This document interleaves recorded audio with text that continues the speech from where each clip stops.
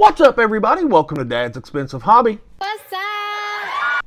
Today we are taking a look at the JADA Toys Ultra Street Fighter 2, the Final Challengers Guile Player 2, or you could just call him Blue Guile. That's what I'm going to call him. He is finally here. I went ahead and ordered him from Aussie Collectibles. I will link them in the description down below.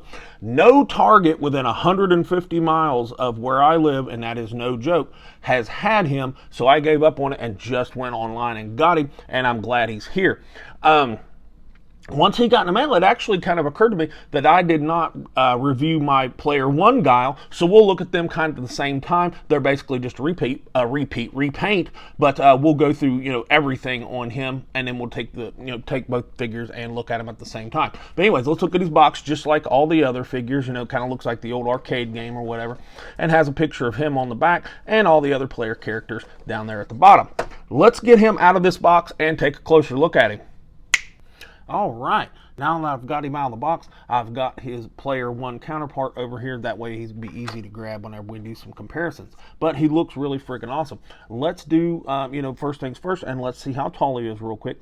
To the top of his crazy-ass looking hair, he is about, just shy of 6.5 inches down to his hairline. He's more like 6 inches tall, which would make the entire figure just south of 16.5 centimeters, and I think that works pretty well for this scale.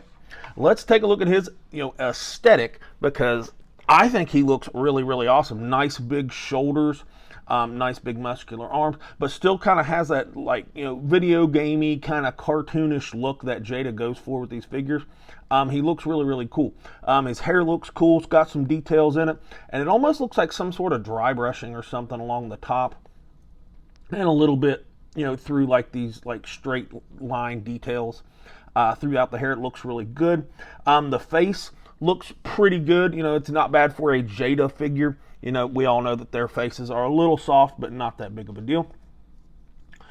This one's got some nice and prevalent, like that tampo kind of shading that they do throughout the muscles. And I'll show you here with Player 1. The Player 2 tampo shading is a little more prevalent. Like you can see it. It's a little more apparent, especially on the chest, but you can see it a little bit better on the arms too. Just wanted to point that out. My Player 1 doesn't want to stand up, so we'll leave him right there.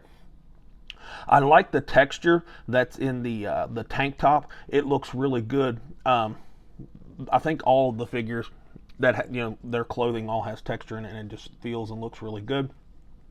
The American flags on both shoulders look pretty good. Pretty good. I don't know if the size of them and compared to the shoulder is accurate or not. Somebody down in the comments tell me, because I haven't played the games in a long time to know. The camo of the pants looks pretty cool. The paint on the belt, it's kind of just a simple thing they've done, but it looks pretty good. The camo looks pretty cool. His boots, they look a little plain, but cool all at the same time. Like you can see the in the boots and stuff like that. No details on the bottom of the boots, but that's not really a big deal. Nobody's really looking at the bottom of the boots. But, you can see pants pockets and stuff in his camo pants, and they look pretty good kind of bloused into his boots like that. So his aesthetic is pretty solid. Let's check out his accessories really quick, because both figures, Player 1 and 2, come with the exact same accessories. Obviously, they come with 2 heads, but I'll go ahead and point this one out because it's sitting right here in front of us. They both come with actual real metal dog tags. But both dog tags themselves are just one piece of plastic right there that are connected, and that looks pretty cool. I'll buy that length for the dog tags. They would normally hang about that low, so that looks pretty good. But he comes with 2 heads, like I said. Comes with this serious head on him in the package. And he also comes with this teeth gritting head right here, and I think it looks pretty good. If I was somebody that displayed figures, this would be the one that I would have on it. Nice detail in the butt, chin, and the grin around the eyebrows and stuff. Comes with 4 hands, 2 fist hands on him in the package, and they look pretty good, nice and beefy, like he's going to beat the piss out of somebody.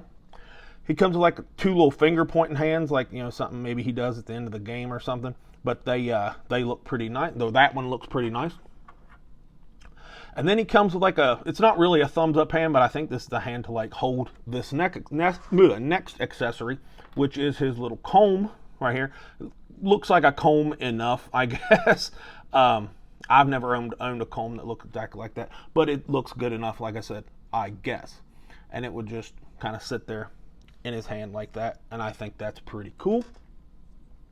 And last but not least is he comes with a clear acrylic stand for his little energy effect, and for the life of me, I cannot remember what this thing is called. I will list it down here at the bottom of the screen, what it's actually called.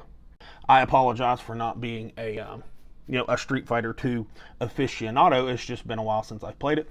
But this looks really cool. It's kind of a, transparent plastic with like some shaded yellow throughout, and it looks pretty cool. The fact that he comes with a stand and an energy effect is pretty awesome. Let's stand him real quick next to player one, just so you can see all the little differences. It's literally just a repaint, although I think that his shading, like I said, that Tampo shading, is a little more prominent and looks a little better on this figure. And I actually do like that blue shirt and blue look with the black boots versus the green boots on player one. But both their camo is equally good, and like I said, they're the exact same figure. Let's stand him next to another JADA figure real quick. Here he is with player one Fei Long, and I think they look really cool, and the size and everything I think works out pretty well. Real quick, let's shift gears and stand him next to a Marvel Legends fan, because most people that collect these also like Marvel Legends, and they're the very similar price point. And here he is next to Maximum Spider-Man right here, and I think they both look really cool. It's a shame that this one's $50 and this one's $25 to $30 depending on where you get it, but there you have it. Ooh. And here he is next to another JADA Street Fighter figure, Blanka, and I like that size matchup right there. God, that Blanka is a fantastic looking figure. I can't believe this thing is only $30. It is absolutely beautiful figure for $30. Anyways, I can't get him to stand up. I'll fiddle with him here in a minute. And lastly, here he is with Sagat. And Sagat is absolutely just a menacing looking figure, and I love the look of that thing. He looks freaking awesome. Anyways, that's enough about comparisons. Let's take a look at his articulation, because like I said, I never reviewed my player one Guile, so we'll do some articulation with this one. Head will look down real good. It'll look up real good, and you can nuance it all over the place any way you want to, because JADA put him on a double ball peg. Although it's probably not the best double ball peg they've done, it feels a little short, and my head comes off, not like comes off when I moved around, but I could literally flick it and the head would come off because it just doesn't seat down right into it real good.